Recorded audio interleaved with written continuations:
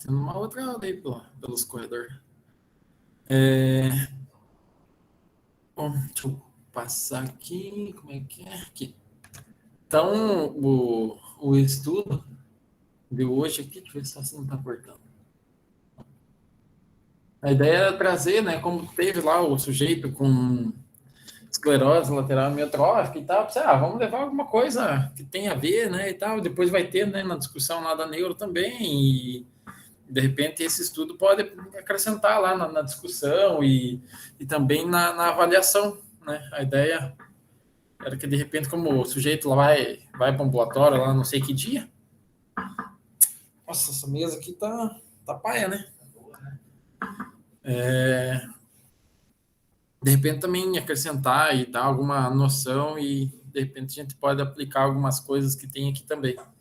Então é nesse sentido e eu acho que a ideia também, né, da reunião é isso, quando tiver assim alguns casos e tal mais diferentes, a gente tentar trazer, né, alguma coisinha relacionada para contextualizar, para ver função nossa naquela determinada condição clínica, enfim.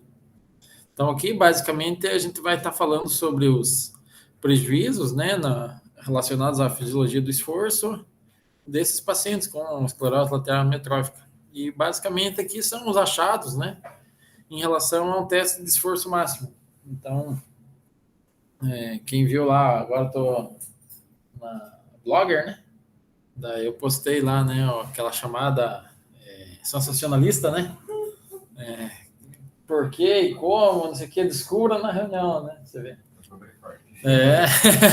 Teve bastante interessado, você vê que bastante gente se interessou pelo tema e entrou aí, né, na chamada. Como sempre, né? Pessoal bastante interessado. Bom, então, para falar um pouquinho, né? Então, é essa esclerose lateral amiotrófica, né? Assim, todo mundo já sabe, né? Assim, o básico, né? Já sabe que é uma condição bastante crítica e tal. Então, ela é uma doença neurodegenerativa, fatal, né? Caracterizada por uma disfunção progressiva, então um acometimento que vai aumentando ao longo do tempo e esse tempo geralmente é um tempo não muito longo. Pode acontecer de alguns casos, pode acontecer, mas como não tem um diagnóstico, um teste diagnóstico assim, que é isso, é diferente de um DPOC com espirometria. Fez, não tem erro, é aquilo, pronto, acabou. Agora, da esclerose lateral amiotrófica, né, entra naquele sentido lá também da depressão e tal, que a gente estava discutindo ontem, do Alzheimer, que é um negócio assim que é difícil, né, ter mesmo o diagnóstico. Geralmente em centros mais especializados, assim, que vai ter o diagnóstico. Mas pela clínica, né, ausência de outros fatores, geralmente explica. Consegue fazer pelo menos um diagnóstico clínico.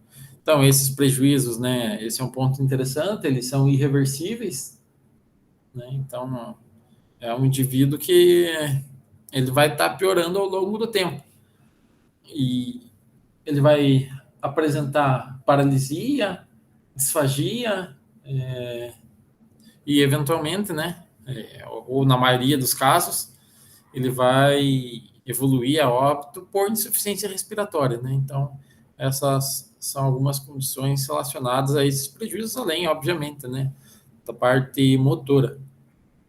Então, alguns achados, né, fisiopatológicos de mecanismos, né, eles incluem também regulação ou a desregulação, né, autonômica, de metabolismo. A gente vai ver principalmente ali de metabolismo mitocondrial, né, anormalidades nessas regiões, além de outras questões, né, que podem estar envolvidas também nessa condição, mas esses achados, né, um pouco mais específicos, né, têm sido aumentados, né, em relação ao conhecimento ali do dano mitocondrial, né, que vai induzir, a partir de uma série de um mecanismo um pouco mais complexo, né, que vai levar, no final das contas, a essa destruição, né, da célula muscular.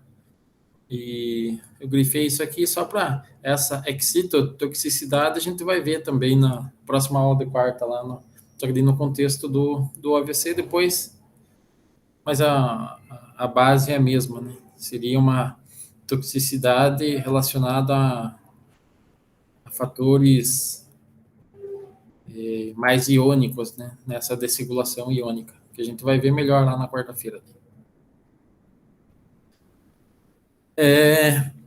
Bom, então ele vai falar aqui bastante, né, sobre essa questão mitocondrial e de ATP e geração de energia e tal, justamente porque é um trabalho que está tentando elucidar a questão da fisiologia do esforço, né? Então a mitocôndria ela tem uma parte importante, né, nessa questão de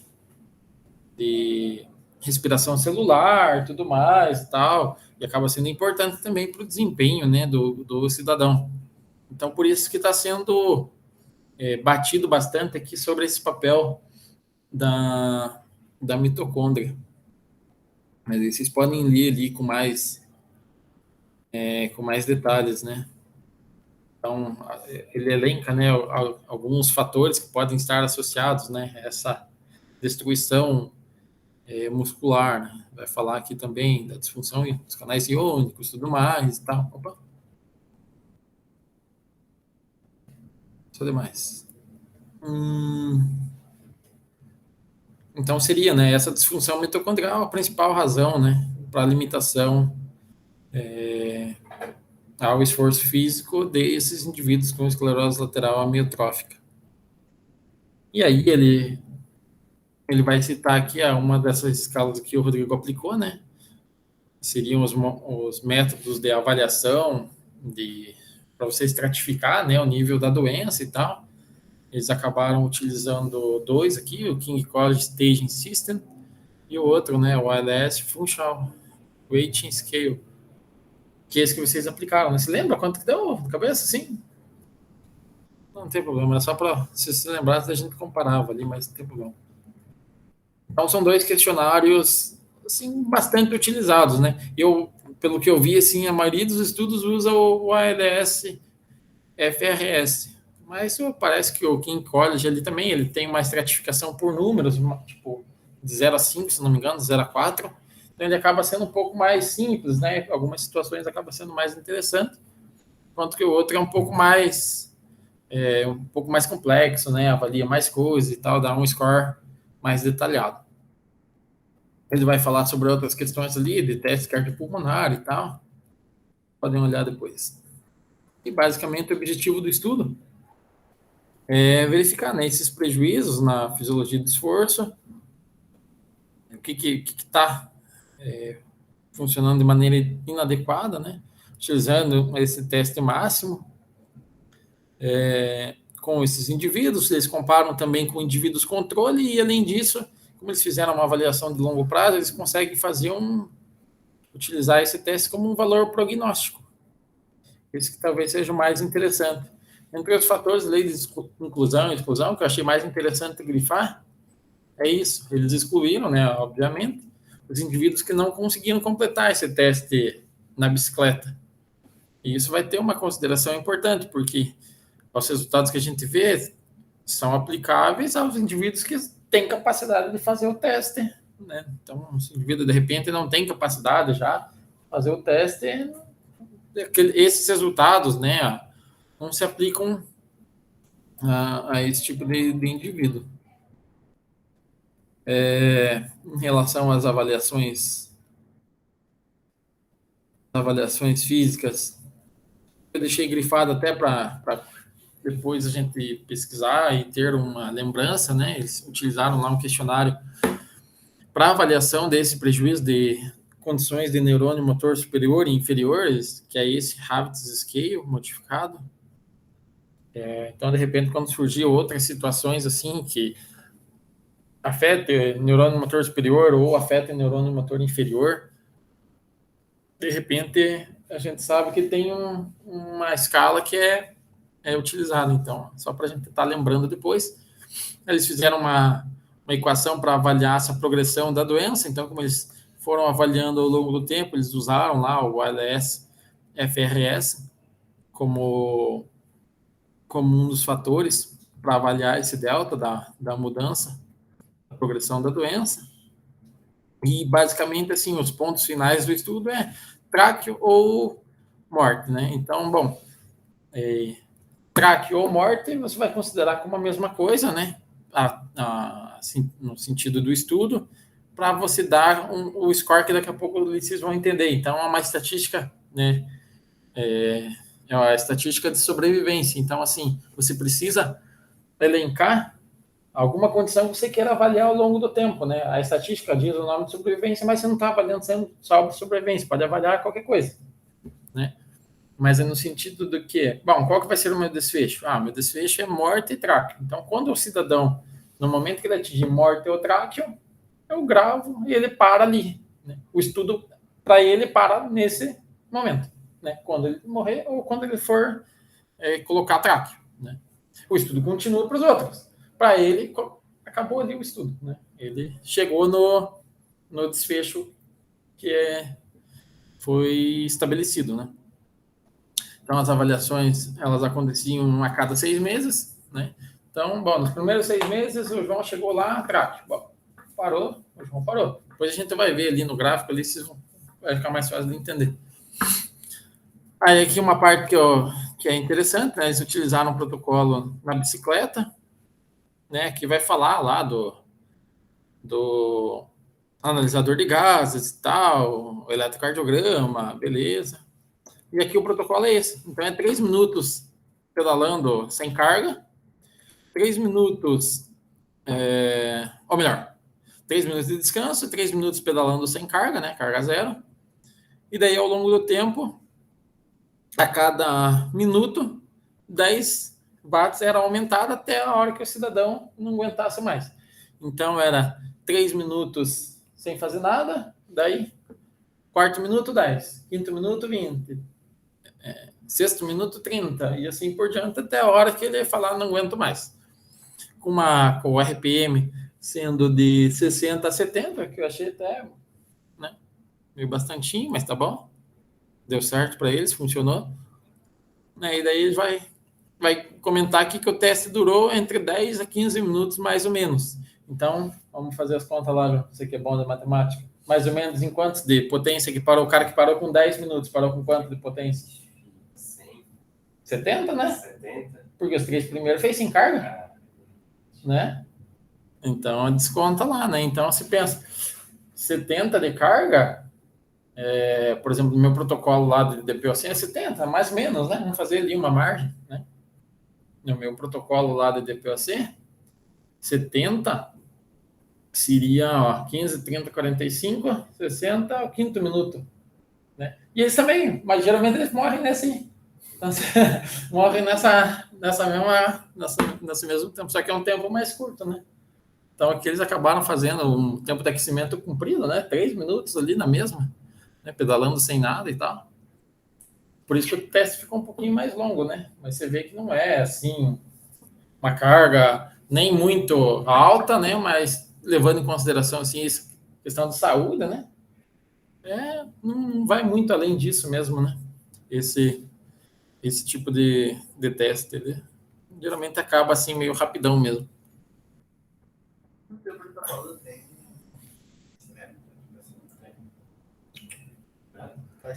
Faz direto. Na verdade, assim, por quê? Você vai aquecer mas aí que tá. Porque assim, até 60 watts ele é muito leve, nem percebe. Entendeu? Você tá pedalando em 15, igual ali, então, em 0, em 10, o cara nem percebe a diferença. De 10 para 20, você não percebe a diferença e tal. Então, até 60 ali é bem de boas. Bem suíço. Depois que o cara vai começar a sentir mesmo, assim, um incremento e tal. Então, de certa forma, já serve, né? Como um aquecimento quando já está abaixo disso, né? Então, nessa condição aqui, provavelmente porque o paciente já mais debilitado, né? Daí eles pensaram, provavelmente, em fazer um negócio bem mais simples, assim, mais de boas, para fechar teste, né? Porque se fazer um teste que dura 2 minutos, não adianta nada, né? Também. Então é mais nesse sentido. E aí o que eles fizeram? Eles pegaram, né, um estudo anterior lá que reportou que a capacidade de esforço diminuída nesses indivíduos seria um VO2 pico menor do que 16 ml por quilo por minuto. Então eles fizeram essa divisão. Bom, quem é mais do que 16 ml por quilo por minuto e quem é menos do que 16 ml por quilo por minuto a partir do teste que eles realizaram.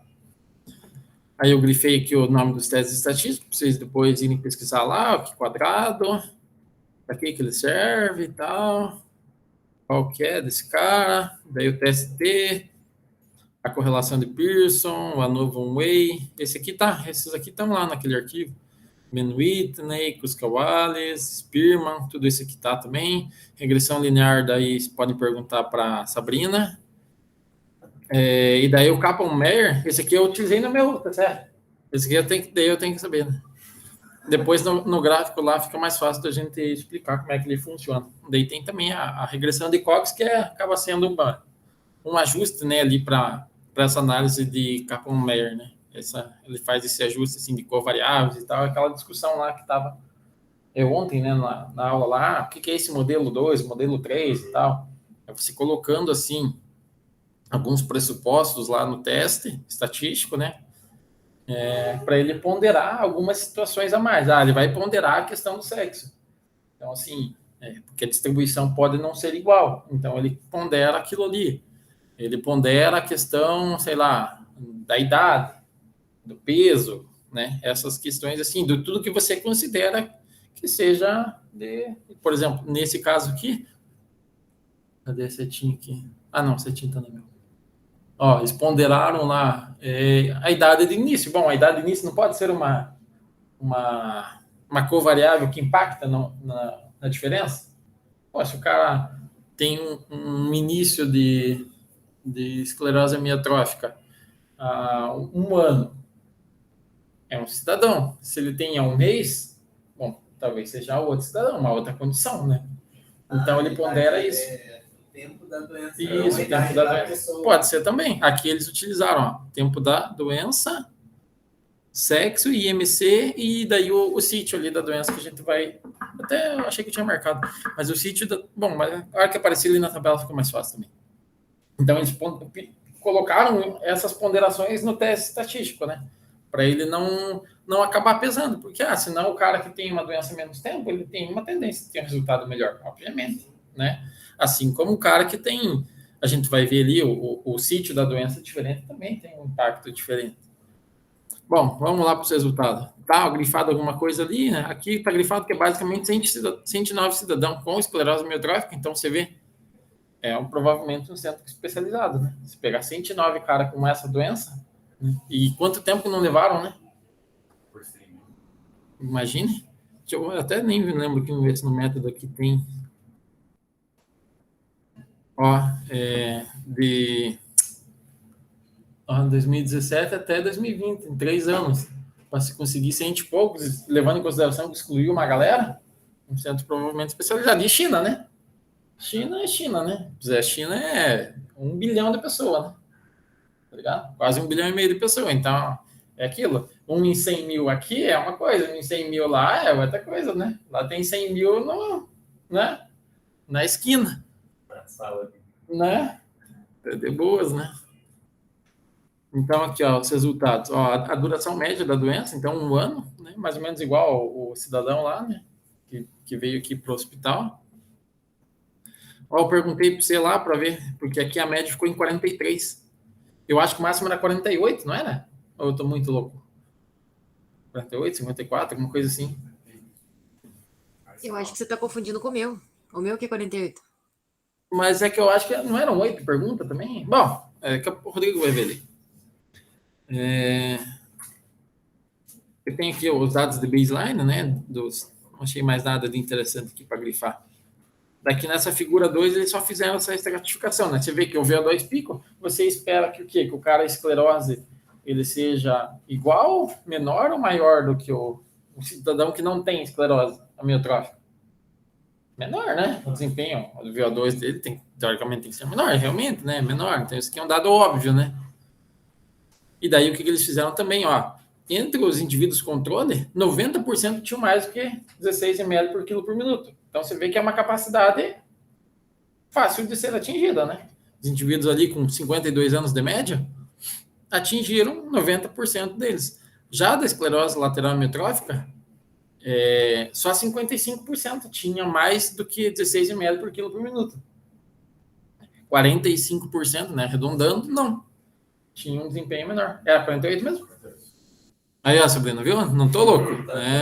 Achando que eu virei usuário, né? Você tá quase louco, não tá ainda. Não virei usuário.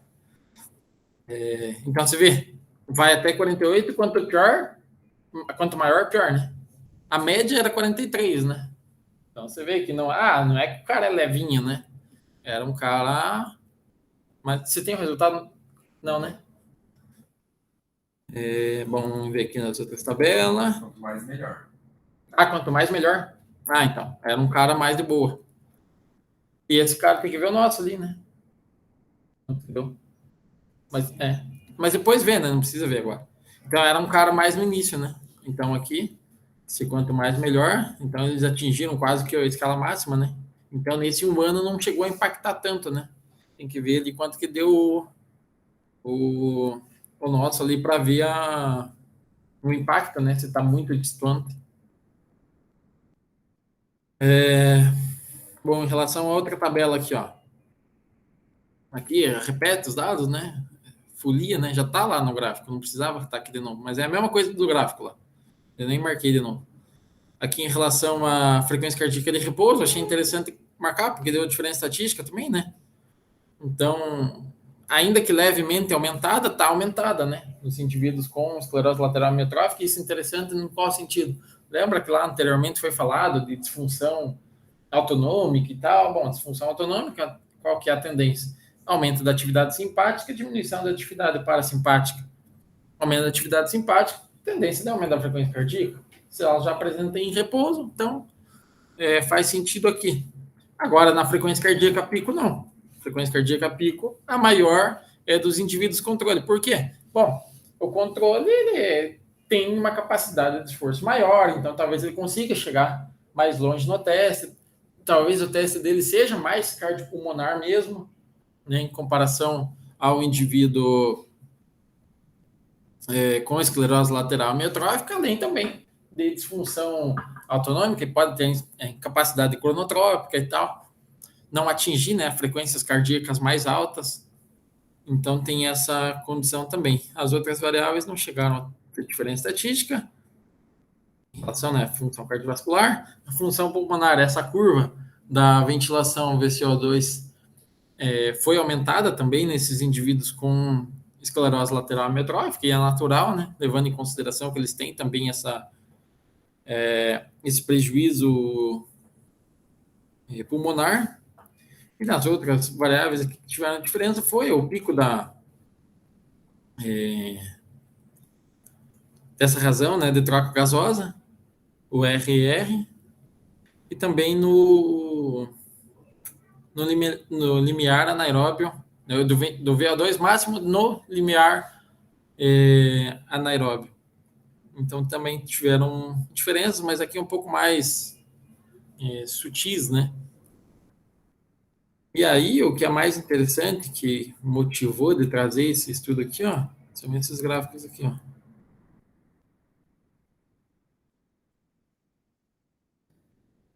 Vamos pegar aqui esses primeiros 4 aqui.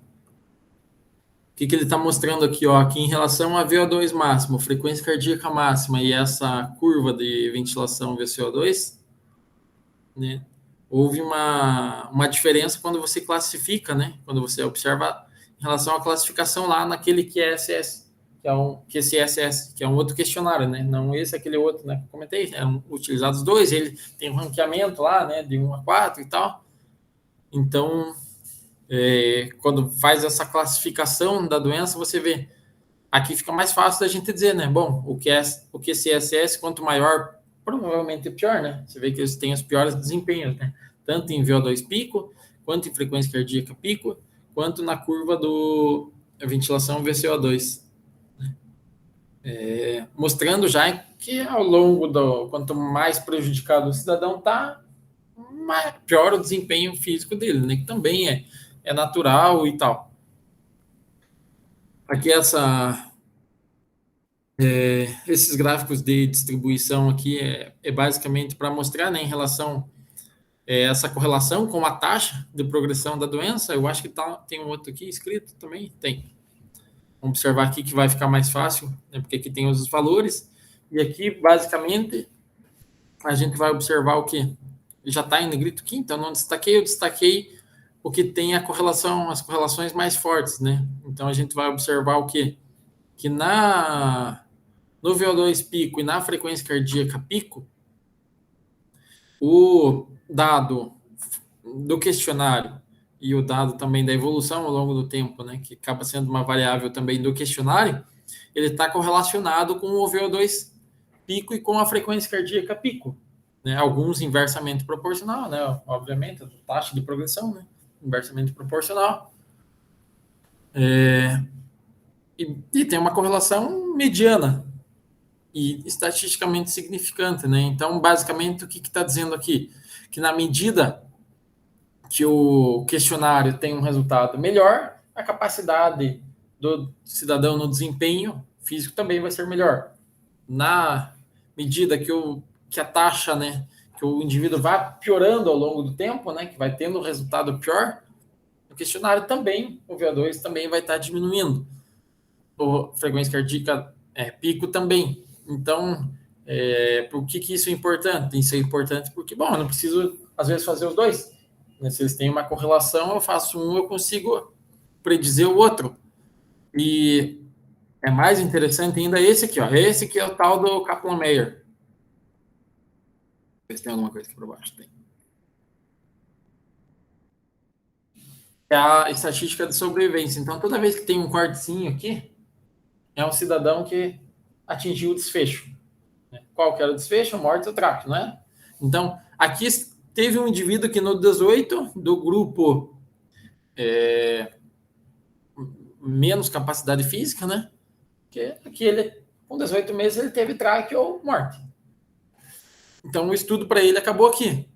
Teve um indivíduo que foi com 36 meses, teve outro que foi aqui um pouquinho, sei lá, 32, entendeu?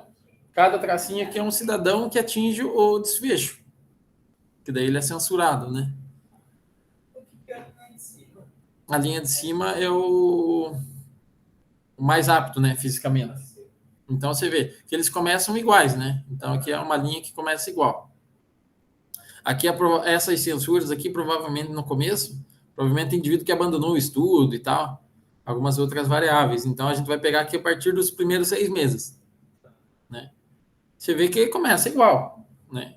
Pouca diferença em 6 meses e ela vai aumentando, vai aumentando, vai aumentando, vai aumentando, vai aumentando, vai aumentando, até que chega lá em 36 meses, percentual de sobrevivência do cara com um VO2 pico maior que 16 ml por quilo por minuto, 80% aqui, quanto será que dá aqui? Uns mais que 75, né? É onde está o pontinho ali, ó. Tá mais do que na metade, né? Entre os 50 e os 100, então é mais do que 75, né? E o que tem menos VO2, menos de 16 ml por quilo por minuto no VO2? Quantos por cento que sobreviveram em 36 meses? 36 meses é 3 anos. Então dá uma diferença grande. Então, o que isso está dizendo? Bom, de repente, a gente chega lá, quando o cidadão lá for no ambulatório, a gente faz um teste semelhante e tal, e a gente consegue ver, bom, e o teste foi ruim. Então, né? O teste foi bom, já você até chega a falar pro cara. Chegou a parceira. A gente fez o teste aqui na média da população, o nego que tem aí a tua capacidade, vive mais do que 3 anos. Se não atingir, se for ruim, né? Você nem fala, né? Você nem fala. Fala, pois vamos melhorar aí, né? Vamos dar um gás aí na reabilitação, né? Talvez esse nem seja um termo aplicado, né, de reabilitação nessa condição, né? Puta, mas daí não tem analisador de gases ali. Puta cagada. Daí? Já era, não faz, então abandona. Não, daí dá pra gente fazer o quê? Não é a melhor variável, mas também dá com a frequência cardíaca pico. Atingiu mais do que 135 batimentos por minuto no final, na hora que ele falou, não aguento mais. Tava lá quanto? Você viu lá no frequencímetro? Quanto? 135? Opa, ele tá aqui na linha de cima. 36 anos, mesma coisa lá, morre lá uns 70 e poucos por cento. Tá na linha de baixo, 36 meses, 3 anos, tá ali também uns 40 e poucos por cento. Né? Aqui ficou bastante semelhante. Até porque são duas variáveis bem, né? O quarto ali ficou, não tem uma correlação, né, no quarto. Então, é um negócio que a gente tem lá o polar, tipo, de peito e tal, que é mais preciso, tudo mais. E mesma coisa, deu um resultado, ó, a gente tá vendo aqui, o prognóstico é melhor, né? O prognóstico é melhor. Mas não, bom, daí aqui, né, não teve diferença, né, na curva de ventilação VCO2 e nem no ventilação VO2 pico. Não tiveram diferença, né, ao longo do tempo. Então, a estatística de sobrevivência é isso, né? Essa aqui é o gráfico lá de Kaplan-Meier. Tá? Então, ele faz basicamente isso, né? Pode acontecer de ser ao contrário, de ser subindo, né? Mas é a mesma coisa. Daí só muda ali, seria percentual de morte. Daí seria subindo a escadinha, mas é a mesma coisa. Então, essa escadinha é o cidadão que foi se perdendo ao longo do... Foi atingindo o desfecho que você quis, né? Que você estava avaliando. E daí tem o tempo, né? E daí você faz esse gráfico para mostrar ao longo do tempo essa diferença, né?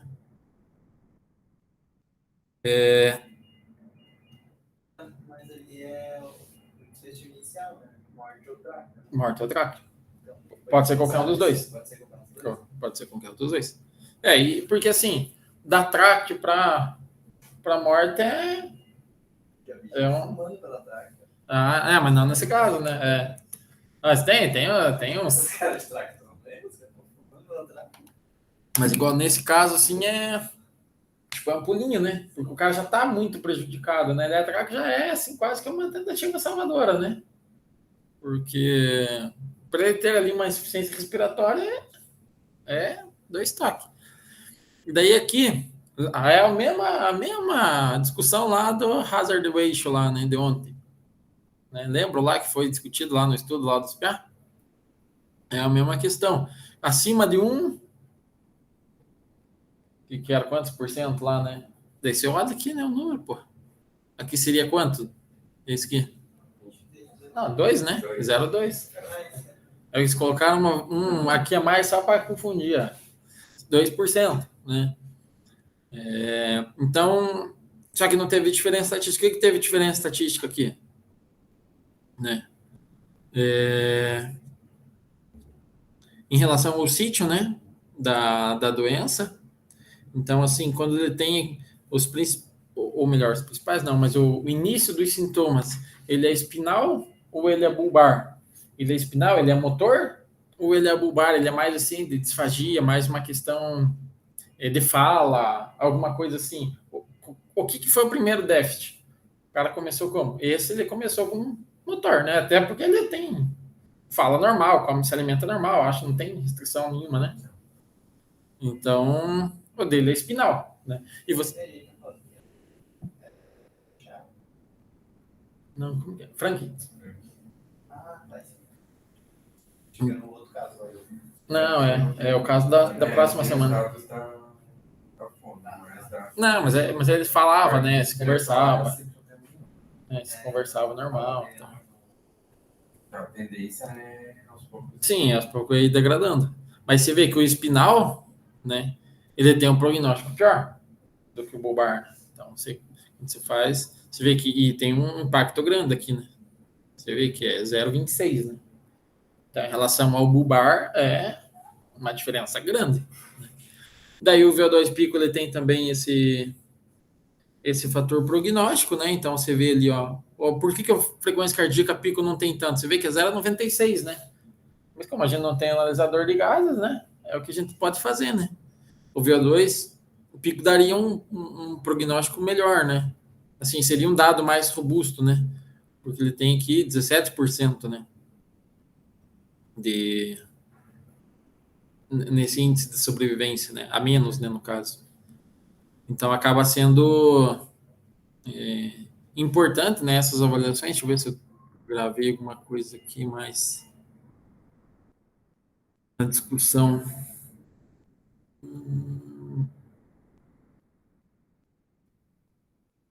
Aqui, né, basicamente, o estudo revelou dados preditivos, né, que é bastante interessante, potencial uso, né, desse tipo de avaliação como uma maneira, né, não invasiva de você quantificar, né, de uma maneira objetiva esse impacto da doença, porque assim, ó, o questionário ele é bom, claro que ele é bom, mas de repente, se você fizer o questionário, o Rodrigo deu 4, você dá 3, né? De repente o João dá 4 também e eu dou 3, daí tem 2, 4 e 2, 3. Quem que decide? A Sabrina vai decidir? Pô, mas daí a Sabrina nem conhece o cara, né? Daí fica, entendeu? Agora, bom, o cara fez o teste, não tem discutir, não tem choro, né? Ah, mas é que familiarização. Então, beleza, faz a porra do segundo teste. Porra, né? Ah, é que tem que se adaptar. Então faz o segundo teste, pronto. Daí você pega o dado do segundo teste. Não tem erro, porque é o dado, é o objetivo, né? É...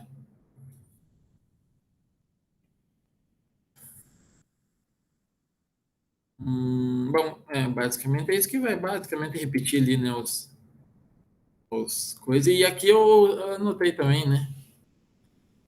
O protocolo vai iniciar, né? Vai necessitar, né? Essa adaptação ali, né? No pedal e tal. Lá no EPG tem, né? Um suportezinho de pedal, assim, não fica totalmente preso, mas não fica solto igual as bicicletas lá da intervenção, né? A bicicleta da intervenção fica solto o pé. Lá o da bicicleta de teste, ela tem lá tipo a coberturinha, você fica com o pé mais preso já. Mas pelo jeito que provavelmente eles fizeram ali uma marra no pé para não ficar prendendo o pedal, né? Porque, bom, se soltar o pedal, cagou no teste, né? A verdade é essa, né? Daí voltou e já parou, já não tá mais cumprindo ali os RPM e tal, já deu merda. Então, ele só comenta isso, né, como uma possível limitação, né, essa adaptação no pedal. Então, corda naval, pega a corda do CrossFit lá e põe para prender o pé do cidadão lá. Deixa eu encerrar a gravação aqui.